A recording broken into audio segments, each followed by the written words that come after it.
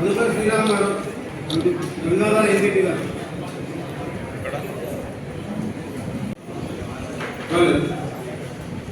పడిదం బక్కారెడ్డి గారు నెక్స్ట్.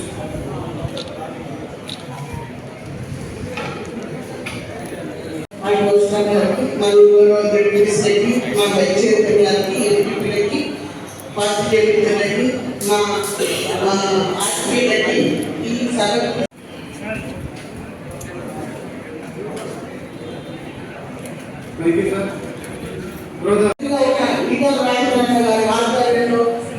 మా కాన్స్టిట్యూన్సీ లో అప్పుడు మంత్రిగా ఉన్నారు. మమ్మల్ని ఎస్సీ రిజర్వేషన్ పెట్టి ఆ రోజు మాకు ఎస్సీ రిజర్వేషన్ రావడం